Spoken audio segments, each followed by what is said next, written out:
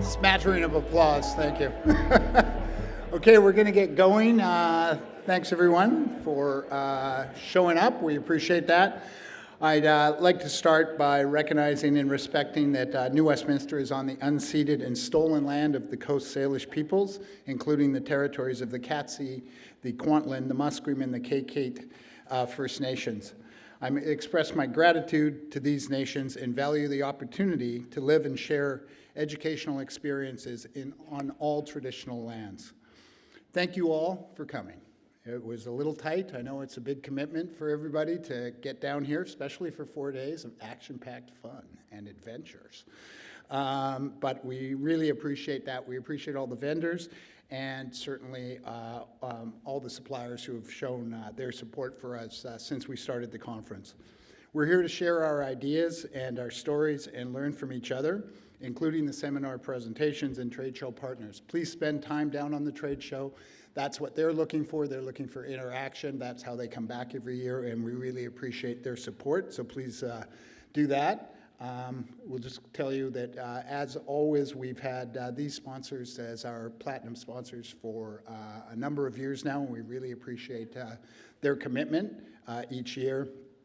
Gold sponsors are also very helpful for us, and we have a number of ones that come back every year, which we really appreciate. And we have a couple of new ones this year. We have Last Call Analytics, who you'll be hearing from later this morning, and FCC, who is doing a presentation also over the next couple of days. So welcome to our new sponsors and our old sponsors. Silver sponsors, we also have a new sponsor there, and returning favorites for us for silver sponsors, but we also have Line 49, who does a lot of work on our websites for us and a lot of stuff in our back end. Dave Smith from What's Brewing that's his company, so we welcome them for their support this year. So thanks very much to the sponsors. Where are we at? Sponsors, oh, look at that. It's going swimmingly well. I said I wasn't going to read today, but I'm going to read. On behalf of the board, I'd like to thank everyone for spending your hard-earned dollars and committing to travel to the conference. I know this year has been difficult for so many of you in so many different varying degrees, but seeing a room full of familiar faces, old friends, some soon-to-be friends, I remain optimistic. And to paraphrase Mark Twain regarding the health of the BC craft brewing industry, the reports of our death are greatly exaggerated. We have a lot of success stories out there. We have a lot of people changing and diving and going in new directions, but what is consistent is your tenacity and your ability to change and adapt. I'd like to welcome all the brewery peeps from out of province who have come west to collect some hardware. Not too much hardware, because we like to win out here, but we're very happy that you're here for the Canada Beer Cup. Enjoy some West Coast hospitality. Visit some of our local breweries. Please download the BC Ale Trail app on Google Play and or the App Store. This message has been brought to you by the BC Ale Trail. Look forward to hosting you and having the opportunity to hear firsthand from our counterparts across the country. As you know, on the always popular lanyard, there's all the stuff that's going on. We have, I think it's 13 educational seminars. We have a hop rub. We have 2 keynote speakers, and we have 3 industry updates for the work portion, but we also have a lot of entertainment. A bit of a on your own tonight, so go check out some local breweries, please. Tomorrow night is the Canada Beer Cup, and then the Steel and Oak after party, which is always exciting, and then the BC Beer Awards. So an action-packed week, as I say. For Wi-Fi, no password needed, just city public Wi-Fi. You'll be good to go. And as always, we want to thank everyone who donated their beer to our event this year. Really welcome that. There's lots of beer and there's lots of activity, but please drink responsibly, have a safe plan to and from any events or wherever you're staying. Let's only make headlines for winning awards. Let's not do anything. If and somebody happens to come up to you and say, maybe you should have some water or a rest or a break, please have a rest or some water and a break. And please respect that they are doing their jobs as you do in your tasting rooms. So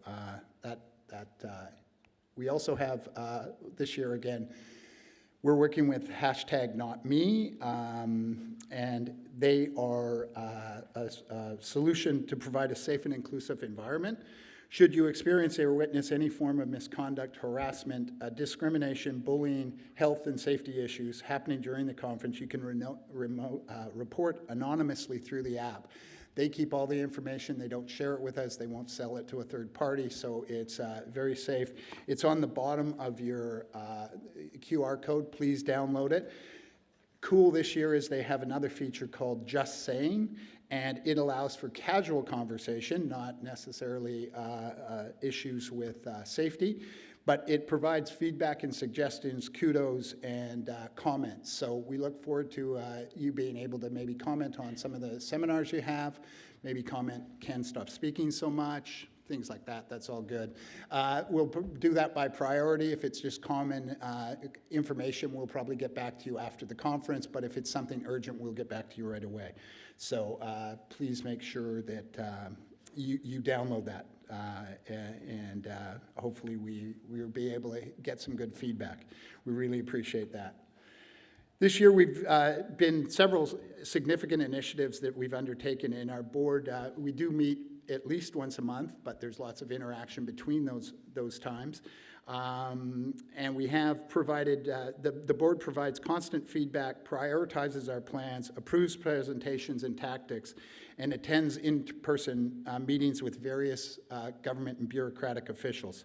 Despite the challenges and obstacles that we face daily in some cases, it seems to be hourly. Despite the challenges and obstacles that you face daily, and in some cases it seems hourly to me, I want to thank all of you for your continued efforts to create, promote, innovate, diversify, employ, and contribute to the BC craft community to make BC a better place economically and culturally. So, with that being said, if you don't know the board, this is what the board looks like. They are all here. I'd ask them to stand up, but they're a shy bunch. But if you have questions about anything and you're not sure, there's the faces to the names. So they are around to be able to answer any questions on stuff that we're doing. I'd also like to welcome, we had 10 new breweries, so when everyone tells us it's the world is falling apart, since we last opened, we have 10 new breweries that have opened since we last met last year. So that's excellent. If you haven't been to, they're all over the province, and some have been opened either after the conference last year, and some have just recently opened. I think the Patch might be the most recent one. So happy to welcome the new breweries and continue to see that we continue to grow. And at this time, I'd also like to remember two people in our community who have passed away since we last saw each other. Abby Moore, marketing manager of Fernie Brewery, was killed in a car accident on July 17th. Anyone who's met Abby immediately realized her zest for life, her generosity, and a smile that lit up every room that she ever entered. So our condolences to her family and the family of Fernie and those who knew Abby. She was a beautiful human. Also, Tony DeWalt is a true OG in the Vancouver craft beer scene, making cast nights a thing out of Dick's Brewery in the early 2000s. Tony mentored and advised so many people in this room and was the well-deserving first recipient of the John Mitchell Lifetime Achievement Brewing Awards. Tony lost his battle with cancer on August 29th. His friends remembered him at an excellent celebration at Camp Brewery recently, where his ashes appropriately were on display in a 64-ounce growler. A perfect resting place for a brewing legend. There's no easy segue after that kind of information, but I will forward on with a positive approach to work and life both Abby and Tony held, and celebrated that attitude and review reviewed several accomplishments that they undertook. Sorry, let me start that again. There's no easy segue after that, so I will move forward with the positive approach to work and life that both Tony and Abby exuded. We want to celebrate and review several accomplishments that we've undertaken in 2024, some wins and some works in progress. As I said last year here, the #1 value proposition for the Guild is to remove regulatory barriers to your collective success so that we can continue to grow, create jobs, and compete on a level playing field, contribute to the BC economy, and make all of you more money in this room. That's the goal. That still holds true. Over the past year, our advocacy work has focused mainly on reducing taxes and increasing cash flow. Our advocacy priority works both on national, provincial, and municipal levels. Working on a national point of view, we have Christine Como, the Executive Director of the Canadian Craft Brewers Association here. She'll be on a panel tomorrow. Don't want to steal too much of her thunder, but federal excise was something that we took on certainly from a national level. We won the war. We won a battle, but not the war. As everyone can remember, the federal excise was supposed to go up 4.7%, and people were freaking out. Beer Canada has lobbied for several years to cap the escalator at 2%.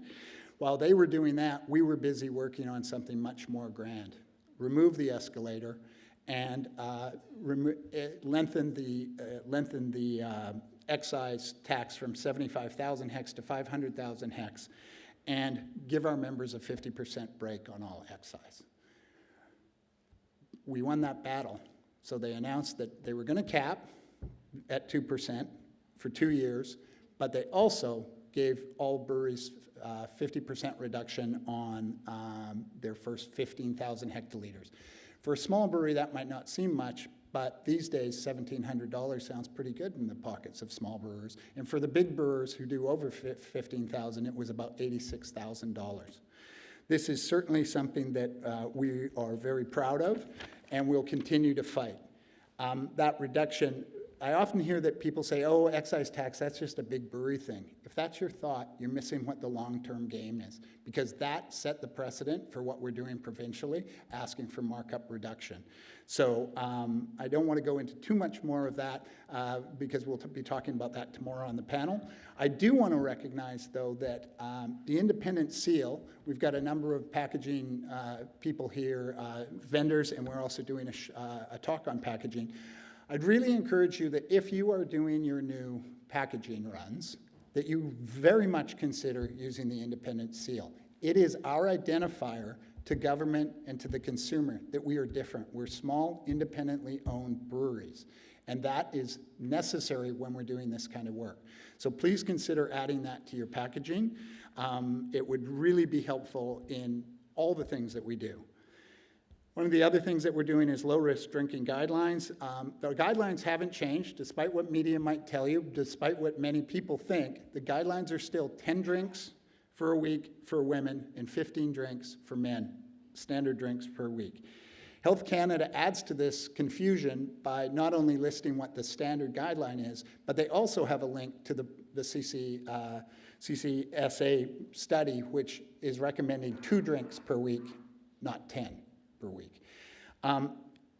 That study has never been peer-reviewed. That study is under a lot of pressure, finally, from Harvard University and Cambridge University and other research centers saying because of a lack of peer review, it really is not accurate. In fact, Dr. Tim Stockwell, who's at UVic and one of the proponents of this, said recently that there is no measurable difference between 2 drinks and the minimum standards. So that is an admission that they need to do. He's saying they need to do more research. Well, of course he's saying that because he gets funded to do the research. So it's a bit of a self-fulfilling prophecy for him. But we continue to work on that. And then the last thing that we kind of are working on from a national point of view is Bill S254, which is warning labels on alcohol beverages, similar to the U.S. So we're monitoring that. It currently at this point is in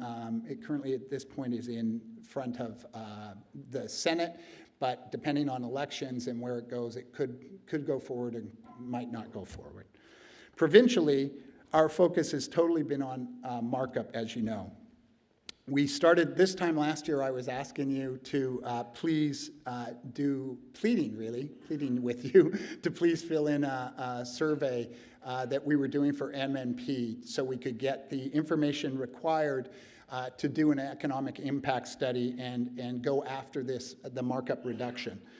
48% of all members actually responded. That is a huge number in a survey. If you've ever done a survey, that's a really successful survey, so thank you for that. It provided great feedback for us and allowed us to move forward with our presentations on markup, which we've held now a couple of meetings. We started with the BC LDB.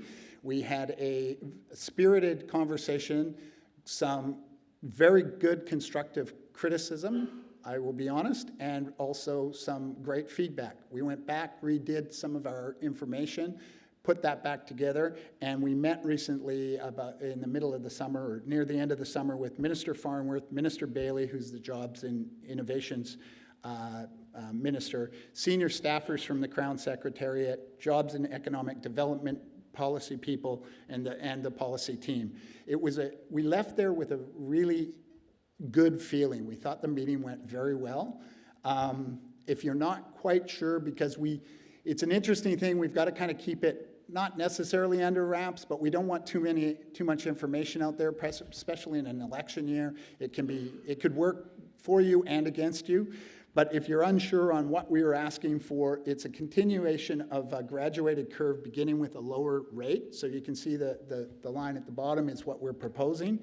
And basically what we're saying is that it started at a lower rate and it should go further, it should move further up past 350,000, which is the markup right now, up to 500,000. That would also align with the federal excise number.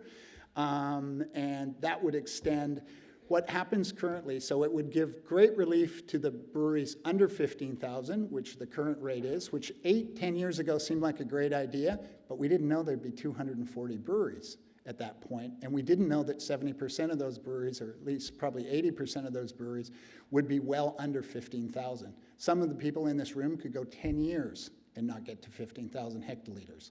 So we're now asking that the markup rate to reflect what the market is. And what that will mean is when we're successful, breweries that are under 2,000 will receive a 75% reduction in their markup rate. So, and breweries who are under kind of 160,000, which would make you the biggest brewery in BC, will receive a 22% markup rate. So we're very excited about that. We added 3 case studies. That was some of the stuff that we did. We added 3 case studies to exemplify what would happen, and I want to thank the breweries who were involved, which was Nelson Brewery, Vancouver Island Brewery, and Parallel 49. I'd like to acknowledge Don Gordon's work on this file. He's been very helpful, not only on the national file that he works on, but also on the provincial file. Everyone on the board has put in a lot of effort on this too, and also I'd like to recognize Jim Lister from Phillips, who also did a lot of work. We also added what would be the cost of losing a brewery in the MMP study. So when a brewery closes in a community, what would that impact be? And that's also been very helpful. Minister Farnworth outlined exactly what he wanted in the refresh of the BTAP priorities, which this falls into. And so I'll just tell you that he was looking for something that's affordable and cost conscious. So we're revenue neutral. How are we revenue neutral? Because at the top end, when Molson and Labatt's or Sleeman grow past 350, which they're all past, they don't pay any incremental dollars. They don't, but when you grow, if you're over 15,000, you pay each time you grow, you pay more tax and more tax and more tax. So we're going to extend it to 500,000. We're going to move it from 108 to to 114 is what we're asking for. And then there's some level playing field stuff that we also want to remove to make sure that everyone has the same benefits. The whole of the sector approach is the whole of the sector approach was what Minister Farnworth asked, challenged all the industries to look at. What benefits the broad sector and not the individual businesses? Well, this plan affects every brewery in BC, so we ticked that box. He also asked us to be compliant with domestic and international trade organizations. That's the level playing field. We feel that there was no not to have preferential treatment. Well, we feel that the 350 not having to pay tax for on any growth for the world's largest breweries, that's not preferential. That's an issue for that is preferential, I should say. That's an issue for us. And then be evidence informed with a strong business case with supporting data. The two surveys that you did, the MMP survey, then the sales agreement survey, is that information, and the MMP study results in allowing us to take that we're evidence-based and we're fact-based, and all these things are leaving us with a feeling of being honestly quite optimistic. The goal is aggressive. We have an election, as you know, but we want to push this into the 2025 budget. That's the goal. If we could get this across the line for the next budget, man, that'll be a hell of a party next year if that happens. The other thing that you also were involved in, and I really appreciate, was the provincial sales agreement survey that the BC LDB did. We ended up 52% of all breweries responded to that. That is looking at what the issues are in the industry and the sales agreements. And the sales agreement is actually where markup falls. So once they talked about doing sales agreement reviews, we were able to then say, we're going to go after the markup. They're doing sales agreements review for every category. So they're looking at distilling, they're looking at wineries, they're looking at breweries also. And they've now completed all three of the categories. They're now looking at that. Many of you, about 50 of you responded and sat through the 4 roundtable sessions.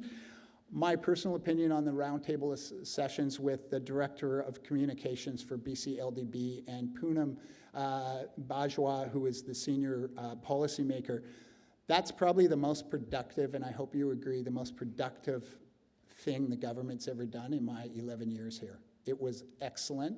The feedback was really well received. They listened.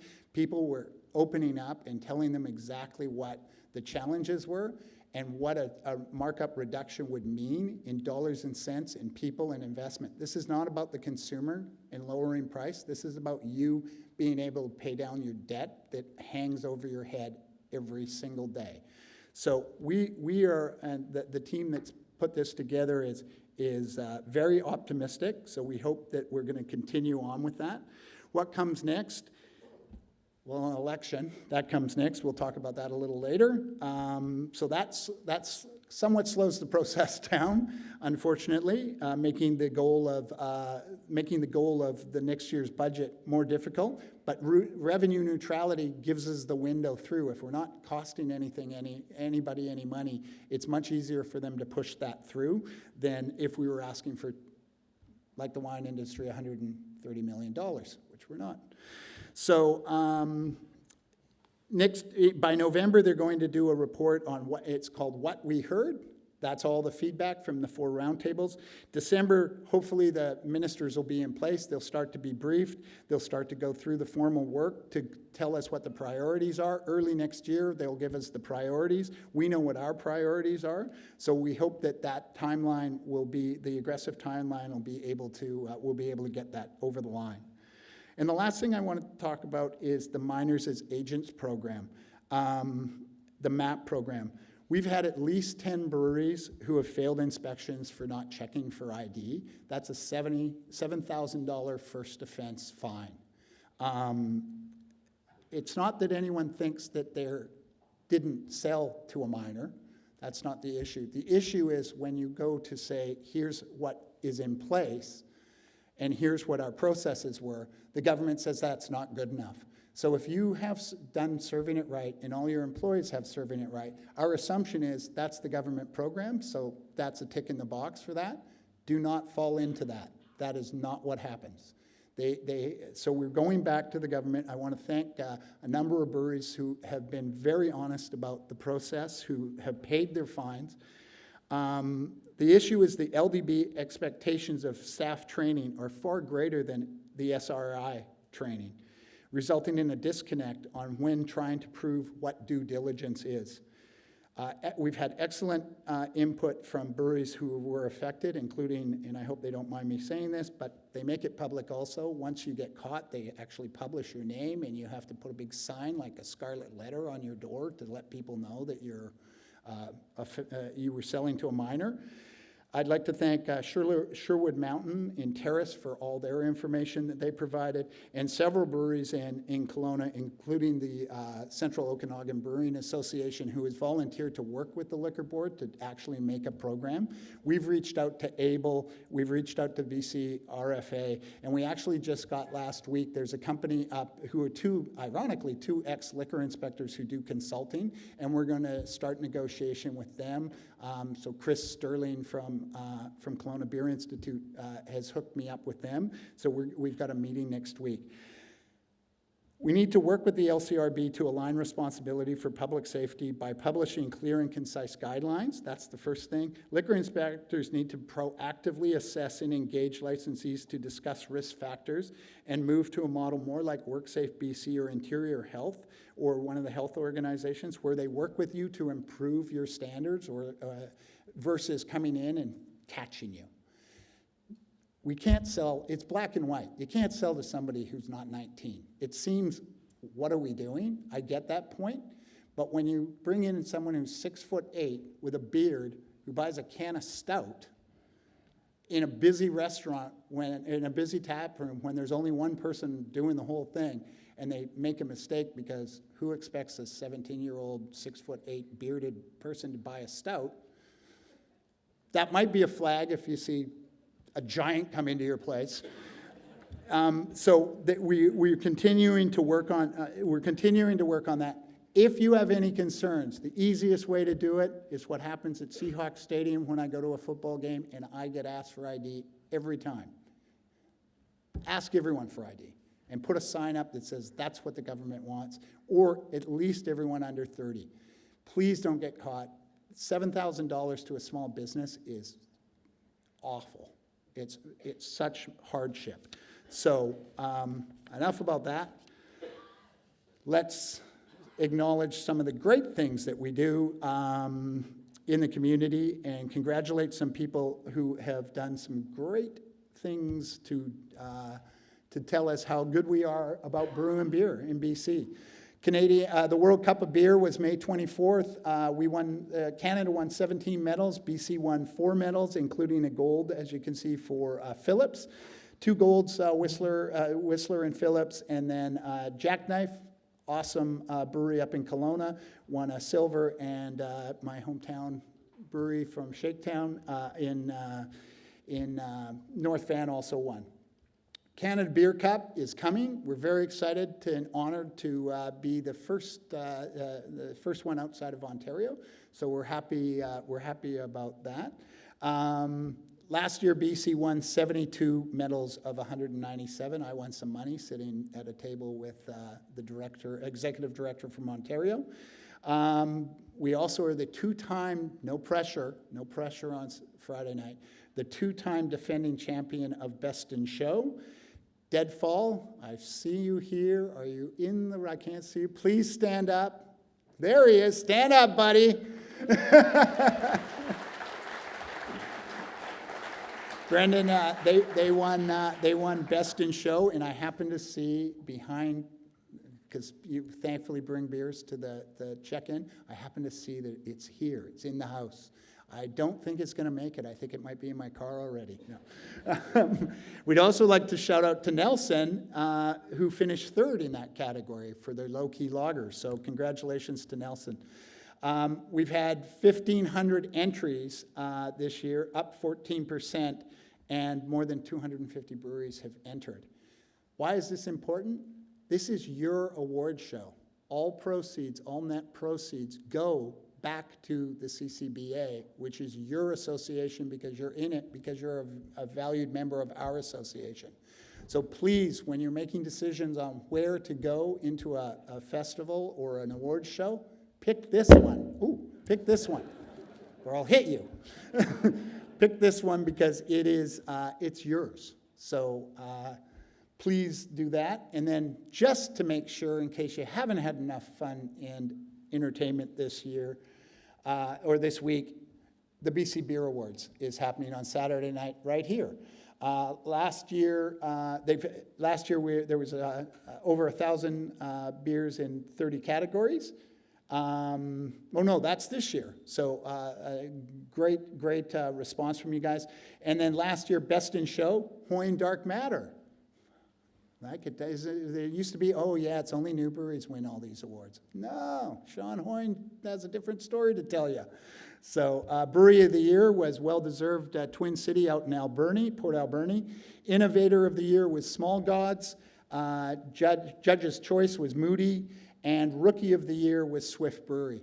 The BC Guild is this year supporting and promoting and providing the Rookie of the Year award. And the Rookie of the Year will win membership to the Guild next year. So for those 10 new breweries who are competing, good luck. And finally, just to finish, I would like to tell you to vote. Look at that. Doesn't that look like a guy who just voted? So here's how it's going to go after Saturday. Hey, I can't believe that party won. Did you vote? Yeah, I did. Oh, good. Then let's have a conversation. 3 months down the road, you're going to ask me, how's it going with markup? I'm going to say, did you vote? You said, oh, no, I didn't vote. It didn't matter. I'm in a big riding, and it was done. I'm not talking to you. Don't vote. Don't have an opinion. Go and vote. You can vote right around here if you want to do it early, or you can vote on Saturday before the beer awards. I voted. It's super slick, and they think they're going to be able to tell us who won? Probably in a couple of hours. So we'll probably find out during the BC Beer Awards. So